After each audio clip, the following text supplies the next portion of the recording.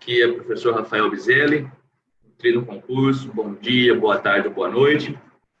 Hoje nós vamos para a nossa terceira aula de Direito dos Contratos.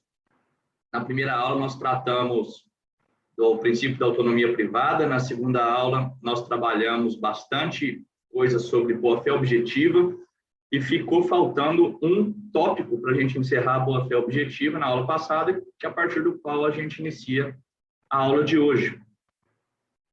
E, ao final desse primeiro tópico de boa-fé objetiva, nós trabalharemos o princípio da função social. Tem bastante assunto, bastante jurisprudência, bastante doutrina importante para o nosso concurso. Bom,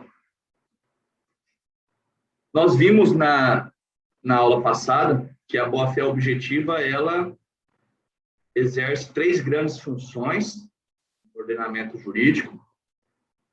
E, além dessas grandes funções, ela tem desdobramentos. Trata-se de um princípio que atingiu um grau de sofisticação teórica muito intenso, e isso fez com que já surgissem, então, institutos decorrentes da boa-fé objetiva, que são as figuras parcelares da boa-fé objetiva. E nos restou, então, analisar a última figura parcelar da boa-fé objetiva, que é o instituto do dever de mitigar os próprios danos.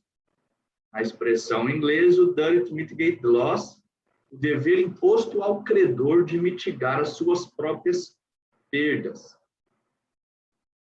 Bom, esse dever, como outras figuras parcelares da boa-fé objetiva, não se encontra previsto expressamente em um determinado dispositivo legal. Ele decorre da interpretação do ordenamento jurídico civil. E na doutrina nós temos o enunciado 169 do CJF, também nas Jornadas de Direito Civil do Conselho da Justiça Federal, em que apenas se deixa expresso de que o fato de que esse dever de mitigar o próprio prejuízo decorre da boa-fé objetiva.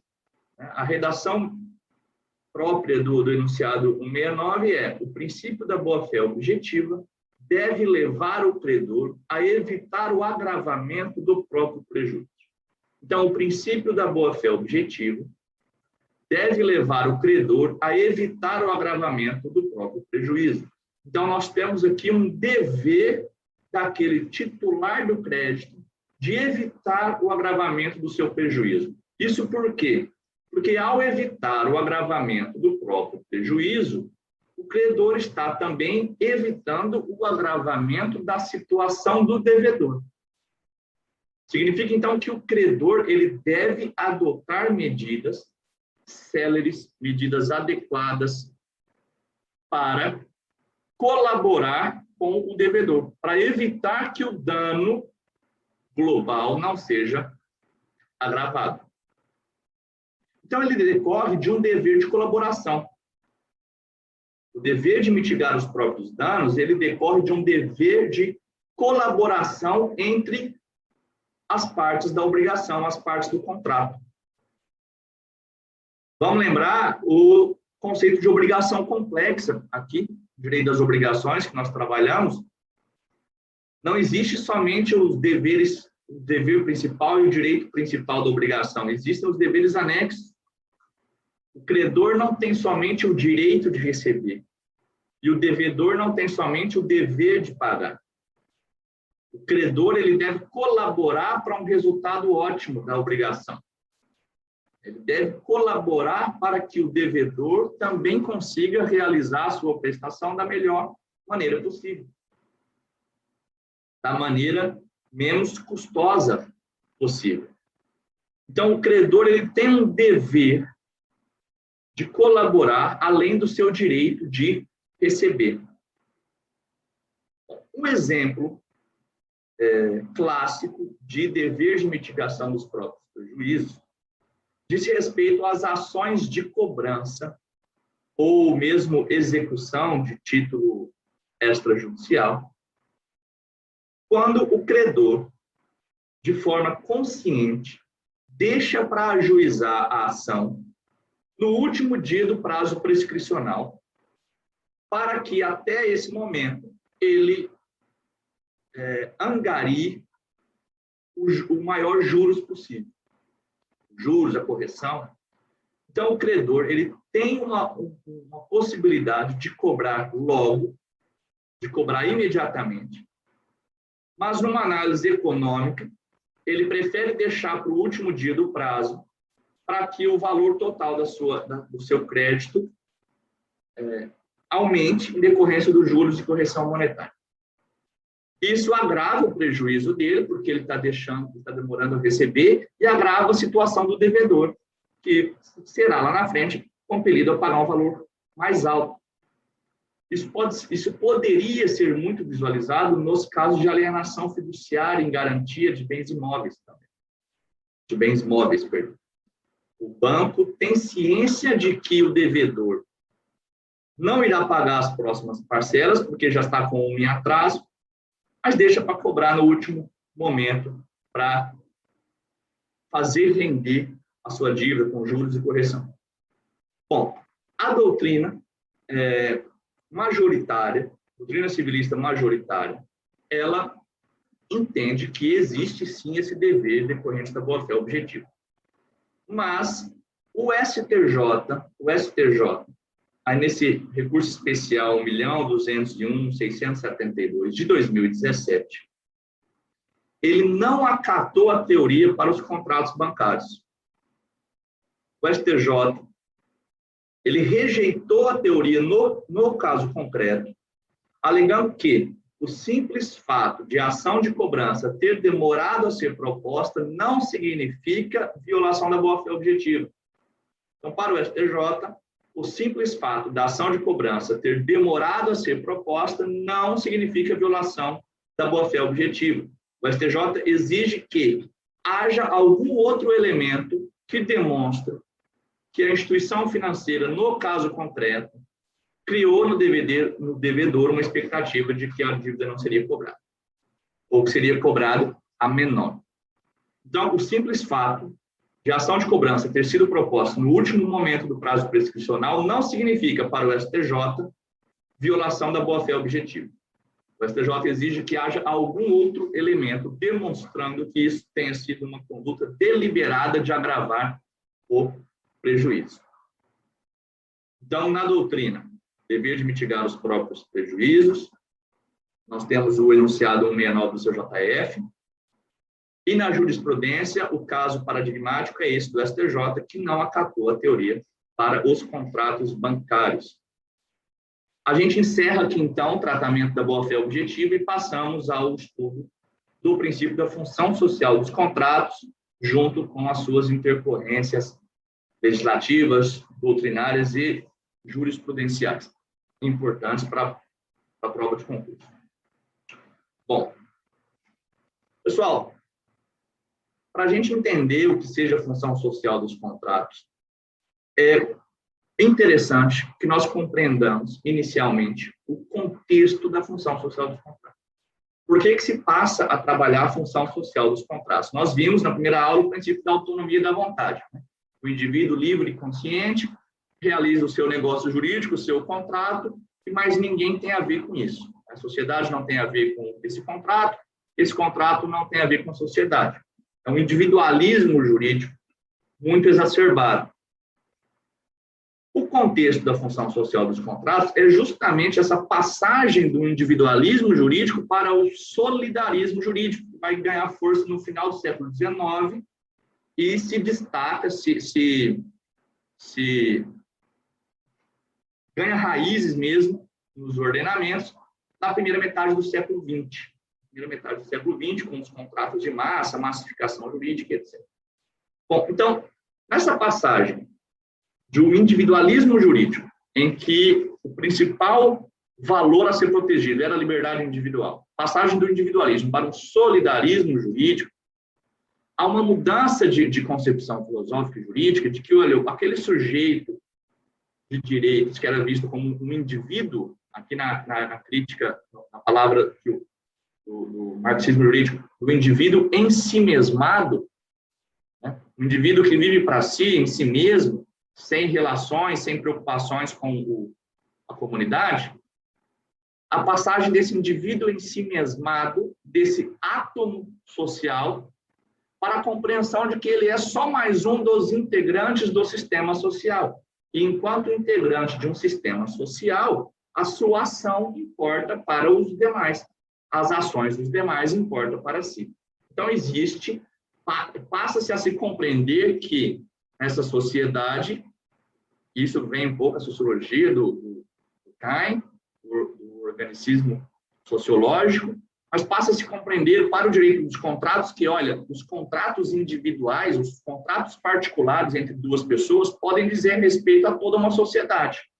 Então, esse pacto, esse ajuste de vontades entre sujeito A e sujeito B, ele deve observar os interesses da sociedade, ao mesmo tempo em que a sociedade deve respeitar os ajustes individuais, os ajustes particulares. Então, é uma preocupação com efeitos, consequências coletivas das ações individuais.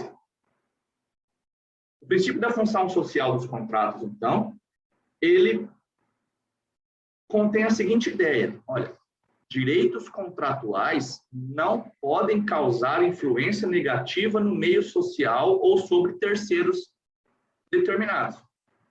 O exercício, então, da sua liberdade contratual não pode gerar consequências negativas no meio social ou em terceiros determinados. E, além disso, aqui para fins de interpretação, o contrato ele deixa de ser interpretado somente com base numa interpretação literal, desvinculado do contexto social, e passa, então, a ser interpretado à luz do contexto socioeconômico em que ele foi celebrado. Nós vimos isso na aula passada de função da boa-fé objetiva, de que o legislador agora prevê que a interpretação do contrato leve em conta a racionalidade econômica das partes, de acordo com o tipo contratual, à luz dos conhecimentos técnicos no momento da sua celebração. Então, veja, o contrato exercendo função social, ele é ao merecedor de tutela jurídica. O contrato em si passa a ser visto como fato social. Esse fato social é merecedor de tutela jurídica.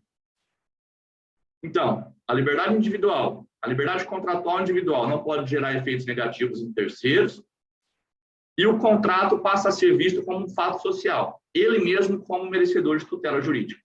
E a sua interpretação deve levar em consideração o contexto em que ele está inserido. Bom, agora vejam no plano legislativo. Aqui eu peço muita atenção de vocês, porque o artigo 421 do Código Civil, que é um artigo importantíssimo, sempre cobrado em provas, ele sofreu uma alteração legislativa muito significante em 2019, novamente com a Lei da Liberdade Econômica. Aqui eu trago para vocês a redação original e a redação atual do artigo 421 do caput. Vejamos a redação original. A liberdade de contratar será exercida em razão e nos limites da função social do contrato. A liberdade de contratar será exercida em razão e nos limites da função social do contrato. Agora vejamos a redação original, a redação atual. Desculpa. A liberdade contratual será exercida nos limites da função social do contrato. Então vejam que são duas mudanças que foram muito elogiadas pela doutrina. A primeira mudança, modifica-se o termo liberdade de contratar para liberdade contratual. Isso porque nós vimos na primeira aula que a liberdade de contratar ela é ampla. A liberdade de contratar é a escolha de com quem ou quando contratar. O que, na verdade, se limita pela função social dos contratos não é, então, a liberdade de contratar, mas é a liberdade contratual, que diz respeito ao conteúdo, ao porquê, as cláusulas contratuais.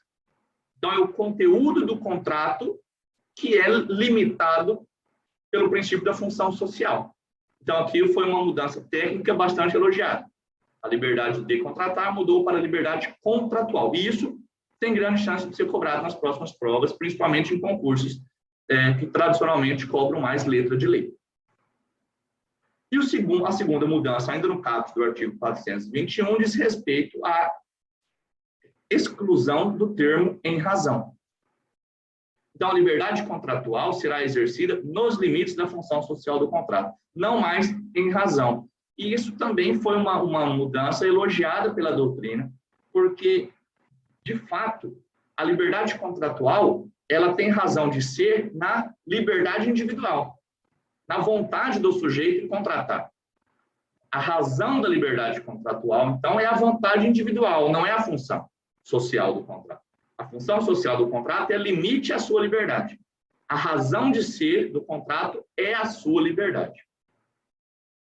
Então, prestem novamente atenção nessa redação atual do artigo 421, porque, para além do conteúdo doutrinário teórico por trás dessa mudança, que foi elogiado, tem a chance de ser cobrado na literalidade da lei em provas objetivas. Bom, o artigo 421 do Código Civil, ele também recebeu a inclusão de um parágrafo único pela Lei da Liberdade Econômica, que é a Lei 13.874, de 2019. Nós vamos tratar do parágrafo único do artigo 421 na aula sobre justiça contratual. Mas, então, para fins de registro aqui, o artigo 421 do Código Civil, ele teve o caput alterado pela Lei da Liberdade Econômica, e a Lei da Liberdade Econômica também incluiu um parágrafo único, que vai ser trabalhado na aula sobre justiça contratual. Bom, o princípio da função social dos contratos, ele tem uma relação muito íntima com outro princípio, que é um princípio clássico do direito dos contratos, que é o princípio da relatividade dos efeitos contratuais. O princípio da relatividade dos efeitos contratuais, a expressão em latim aí, res inter actio alia, pode vir cobrado em prova, já vi ser cobrado em provas com essa expressão latina, não é o ideal, não é o mais comum, mas pode ser cobrado.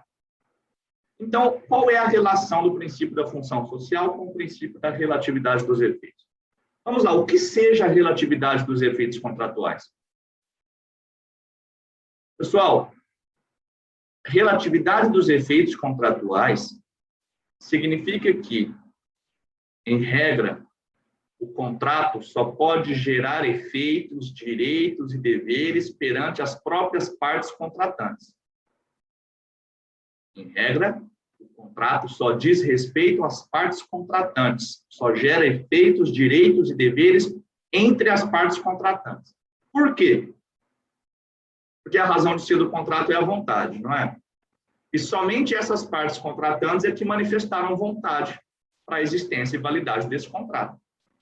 Então, se somente o contratante A e o contratante B manifestaram vontade para realizar um contrato, então somente perante esses dois contratantes é que o contrato pode gerar efeitos. Essa é a ideia clássica do princípio da relatividade dos efeitos contratuais. O contrato, por ser particular, então, ele só poderia interessar aos próprios contratantes, aos próprios particulares, e não à coletividade, não a terceiros. Bom, esse princípio ele já era mitigado, ele nunca foi absoluto, ele já é mitigado desde o Código Civil de 1916 por algumas outras figuras contratuais, né, como a estipulação em favor de terceiro, o seguro para terceiros, mas que a gente não vai tratar nessa aula. Mas só para deixar claro que esse princípio, embora seja um princípio clássico do direito contratual, ele nunca foi absoluto. O grande exemplo é a estipulação em favor de terceiro, o contrato com pessoa a declarar. Né? Agora, a função social, o princípio da função social dos contratos, ele vem gerar uma ampla mitigação, uma intensa mitigação no princípio da relatividade dos efeitos contratuais. O princípio da função social dos contratos, ele reconhece que um contrato pode gerar efeitos, sim, em terceiros. Efeitos positivos e efeitos negativos. Justamente por isso é que se exige que a liberdade contratual respeite os limites da função social. Então, pela constatação empírica de que contratos particulares podem gerar efeitos em terceiros, o princípio da função social dos contratos vem como um limite a essa liberdade contratual.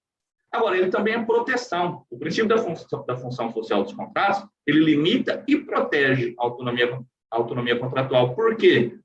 Porque ele também garante que terceiros, o princípio da função social dos contratos, garante que terceiros não possam praticar atos que prejudiquem o contrato privado, do qual não participaram inicialmente. Então, o princípio da função social dos contratos, aqui ele atua de maneira muito intensa no princípio da relatividade, num duplo caminho, uma dupla face aqui. Ele consagra que contratos podem interferir em terceiros e, por isso, exige que a liberdade contratual respeite a função social. E, ao mesmo tempo, pelo fato de o contrato ser um fato social merecedor de tutela jurídica, ele garante que terceiros não interfiram no contrato. O princípio da função social dos contratos, ele mitiga, então, essa autonomia privada do contratante e do terceiro. Veja, a função social, ela vem como um limite. Limite à autonomia do contratante, que deve respeitar terceiros, e limite à autonomia dos terceiros, que devem respeitar os contratantes. A doutrina teve a preocupação de registrar isso no enunciado 23, ainda da primeira jornada de direito civil, que prevê o seguinte: a função social do contrato, prevista no artigo 421 do Código Civil, não elimina o princípio da autonomia contratual, mas atenua ou reduz o alcance desse princípio quando presentes interesses meta-individuais ou interesse individual relativo à dignidade da pessoa humana. Então, veja, a função social do contrato, ela não elimina a autonomia privada, muito pelo contrário. Ela apenas a limita, mas ela também a protege, como a gente acabou de ver, porque ela impede que terceiros prejudiquem os contratos entre particulares. Então, ela atenua ou reduz o alcance desse princípio quando presentes interesses meta-individuais ou interesse individual relativo à dignidade da pessoa humana. A função social dos contratos, pessoal, ela vai exercer uma dupla função. Ela tem uma dupla eficácia, uma eficácia interna e uma eficácia externa. A função social dos contratos exerce função social interna e externa. Inicialmente pela função social interna, sua eficácia interna. Primeira observação: a eficácia interna da função social dos contratos não é unanimidade na doutrina. Existe posição de que que o princípio da função social dos contratos só teria uma eficácia externa. Mas a posição majoritária admite a eficácia interna. Mas é uma posição majoritária e não, portanto, uma posição unânime. O que seria a eficácia interna? A eficácia interna da função social é aquela que atua entre as partes, né? Uma atuação interpartes, sobre os próprios contratantes, uma atuação sobre os próprios contratantes e principalmente sobre o objeto da prestação, o objeto do contrato. A função social, na sua eficácia interna, ela vem garantir que o contrato não viole a dignidade e a personalidade dos próprios contratantes. O exemplo clássico é o do arremesso de anão na França.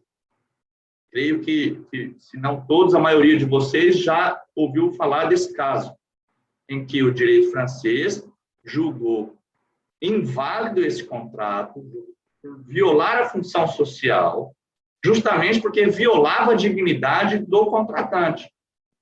Em tese, numa perspectiva meramente formal, o anão, ele concordava em ser arremessado no bar porque ganhava dinheiro. A pessoa concordava em arremessar o anão porque se divertia. O dono do bar concordava porque isso gerava público e gerava renda. Então, todo mundo ali estava exercendo a sua autonomia, livres, conscientes. Mas era um exercício da autonomia que violava a dignidade e a personalidade de ao menos um dos contratantes. Então, a eficácia interna da função social do contrato, ela vem como um filtro qualitativo da prestação, para evitar que o contrato tenha por objeto prestações que violem a dignidade e ou a personalidade dos contratantes. O simples fato de tratar de dignidade e personalidade não significa que viola a função social. Porque, veja, o contrato de cessão de direitos de imagem trata de personalidade, mas isso não há violação nessa personalidade. Então, a eficácia interna da função social ela é um filtro para evitar contratos e prestações violadoras, uma violação no patamar inadmissível de dignidade e personalidade dos contratantes. O enunciado 360 das Jornadas de Direito Civil consagra essa eficácia interna. O princípio da função social dos contratos também pode ter eficácia interna entre as partes. O princípio da função social dos contratos também pode ter eficácia interna entre as partes. Evitando, portanto, que haja prestações vexatórias, prestações degradantes. E aí lembrem-se sempre do caso do arremesso de anão. Agora eu faço uma provocação a vocês. Recentemente nós tivemos um programa de televisão um reality show em que participantes eram submetidos a condições extremas de sobrevivência. Ali todos muito bem instruídos, todos com uma assessoria jurídica, uma proteção, e todos ali realmente exercendo a sua autonomia privada, sua liberdade contratual de se submeter ao programa. Agora eu pergunto, seria juridicamente possível que esse programa tivesse por participantes pessoas miseráveis, pessoas que aceitariam participar somente porque seria a única chance, o único modo de obter algum tipo de renda? Essa pessoa estaria exercendo a sua liberdade contratual na plenitude? Algo para a gente pensar. A função social, a função social dos contratos, na sua eficácia interna, ela protege o vulnerável contratual. Então, veja, ela é um filtro contra prestações, contratos com objetos vexatórios e degradantes, que violem a dignidade e a personalidade. Agora, por que pode haver um contrato firmado cujo objeto seja degradante? Porque uma das partes contratantes pode ser uma parte vulnerável. Então, a função interna, a eficácia interna da função social, ela protege vulnerabilidade contratual, ela protege os interesses existenciais. Sempre que nós estivermos diante de uma vulnerabilidade contratual, principalmente nos contratos existenciais são aqueles em que as partes contratam porque precisam contratar para sobreviver, para ter uma vida digna. Não aquele que se objetiva o lucro. Esse foi, inclusive, o tema da minha pesquisa no mestrado, do meu livro. O contrato existencial, vejam, é uma categoria que vem ganhando espaço na jurisprudência, principalmente no TJ São Paulo. A gente já encontra bastante julgados tratando expressamente de contratos existenciais e contratos de lucro. Nos contratos existenciais, a parte contrata porque precisa sobreviver dignamente. Ela precisa daquela prestação. Então, não é um contrato em que uma das partes objetiva lucro, a mera circulação de riqueza. É um contrato em que ela está buscando vida digna. Nesses contratos, é possível que nós visualizemos cláusulas com conteúdo vexatório ou degradante. Por quê? Porque a parte na posição de superioridade contratual, a parte mais forte, pode abusar da vulnerabilidade contratual da parte, em tese, mais frágil. Então, nessas hipóteses em que há um interesse existencial em jogo, as hipóteses em que haja um interesse existencial em jogo, a jurisprudência deve interpretar e vem interpretando os contratos de maneira funcional. Veja, a eficácia interna da função social dos contratos exige uma interpretação funcional dos contratos. Para quê? Para proteger o interesse existencial que é subjacente ao negócio jurídico.